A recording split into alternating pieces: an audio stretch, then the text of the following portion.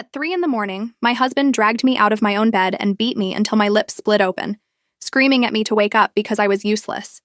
His mother stood in the doorway the entire time, laughing like she was watching a comedy show. I walked almost 2 miles in the dark with blood running down my chin, and I collapsed the second I reached the police station.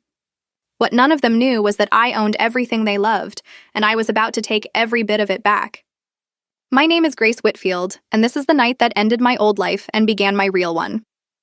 Before we start, if stories about real justice and real payback speak to you, hit that subscribe button on the Revenge Tales and turn on notifications, because you will not want to miss where this one goes. I need to take you back 7 years, to a leaking basement apartment where I met a man named Derek Holloway. He had a big personality and even bigger dreams, but not a single dollar to his name. I had a set of hand-drawn business plans and a stubborn kind of faith in him that I now realize he never deserved. We survived on black coffee and cheap noodles, and I worked myself half to death building a small catering hustle into something real, all while telling myself it was our future, not just mine. By the time I turned 33 weeks pregnant that fall, Derek was already the face of a growing real estate firm, driving a car worth more than the apartment we once shared. And I was still the woman standing quietly behind him, exhausted, unseen, and constantly making excuses for his coldness. That night started like so many others had before it, with the front door slamming open at 3 in the morning and the sour smell of whiskey filling the bedroom before I even opened my eyes. I knew that sound in my bones, the heavy stumbling footsteps, the low, mean mutter under his breath, and I braced myself before I was even fully awake. Before I could sit up or say a single word, Derek grabbed my wrist so hard I heard my own shoulder pop, and he yanked me straight off the mattress and onto the hardwood floor. Pain shot up my spine, but it was the look in his eyes that truly terrified me, wide, bloodshot, and completely empty of anything human. "Wake up, you useless woman," he roared, spit flying from his mouth, the same ugly words he had thrown at me 100 times before, words that had slowly worn grooves into my self-worth over the years. I tried to crawl backward, tears already streaming down my face, not just from the pain, but from the crushing realization that this had become normal, that I had convinced myself this was simply the price of being loved by him. He kicked my leg out from under me before I could stand, sending me sprawling again, and that was when I saw her standing in the doorway, arms crossed, watching with something close to entertainment. His mother, Linda Holloway, was supposed to be the closest thing I had to a second mother, but instead she stood there sneering, her lips curling into a low, satisfied laugh that cut through me worse than any physical blow ever could. "That is exactly what you deserve, Grace," she hissed. "It is about time my son taught you some respect." Fueled by her approval, Derek swung his open hand across my face with brutal force, snapping my head sideways and filling my mouth instantly with the metallic taste of blood. My lips split open against my teeth, and dark red drops hit the pale carpet beneath me, staining it in a way that felt horribly permanent. Everything blurred for a moment, my vision swimming, but somewhere underneath the pain a survival instinct clicked on that I did not know I still had left in me. I thought about every sacrifice I had made. The small catering company I had quietly grown into something worth real money. The house we lived in that I had actually paid for, while Derek strutted around pretending his mid-level salary funded our entire lifestyle. That thought gave me one last surge of strength, and I shoved his leg off me and lunged toward the nightstand, fumbling for my phone with shaking, blood-slicked fingers. Derek noticed immediately and grabbed a fistful of my hair, yanking me backward across the floor while I cried out in pain. "Go ahead, call the cops. Nobody's going to believe a pathetic woman like you," he sneered, though I could hear a flicker of panic underneath his bravado. In that desperate window, I managed to send one blind emergency message to Nathaniel, my attorney and one of the only people who truly knew the full truth about my finances, before shoving the phone deep into my torn pajama pocket.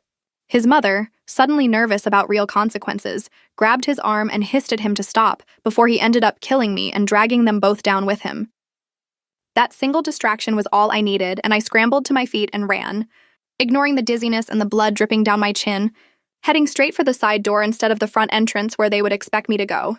I slipped through the back gate the landscapers always forgot to lock and stumbled out into the dark, empty street, looking like a ghost in torn pajamas with a swollen lip and bruises already blooming across my arms.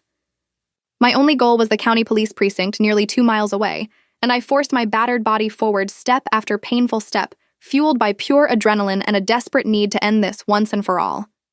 By the time I saw the glowing blue light of the station sign, my legs were barely holding me up, and I stumbled through the doors with the very last of my strength.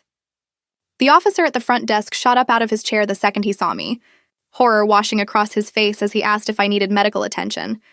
But I could only manage to whisper 2 words before the room started spinning violently around me.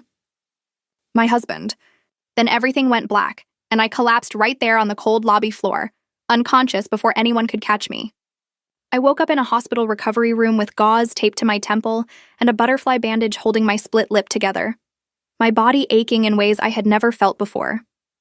Sitting quietly beside my bed was Nathaniel Cross, my attorney, the man who had received my frantic message in the middle of the night and immediately taken control of the situation, securing my medical care and preserving every scrap of evidence before Derek even knew I was awake.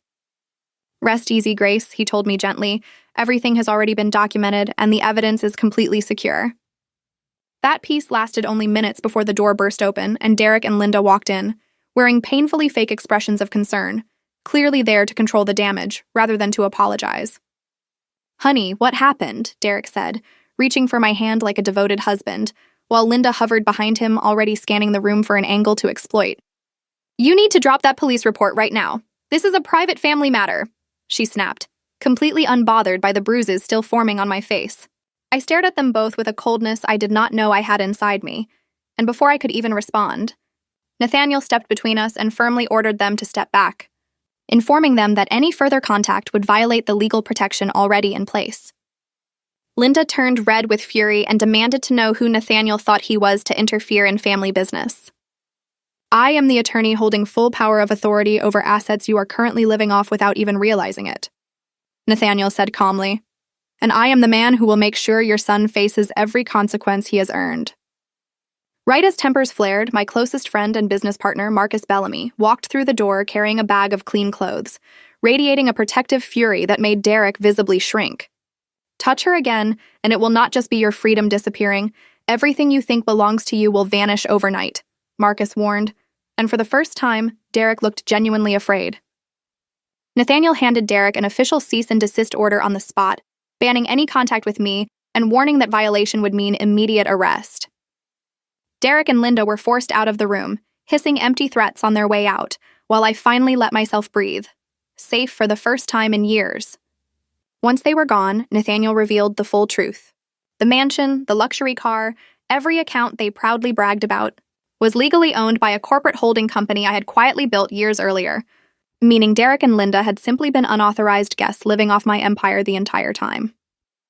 Over the following weeks, my team executed a calculated takedown in 3 careful phases, starting with freezing every card and account tied to the household, cutting off Derek and Linda from the comfort they had never actually earned.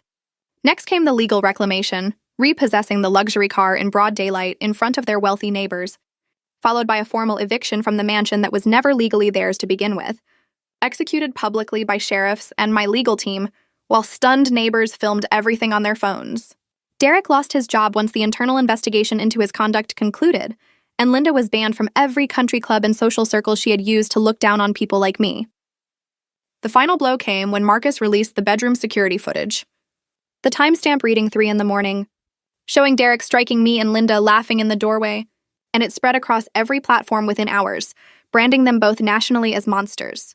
At the divorce trial, my attorney revealed the truth the entire courtroom gasped at: that I was the sole owner of an $80 million hospitality empire, and that every luxury Derek and Linda had bragged about had been funded entirely by the wife he called useless.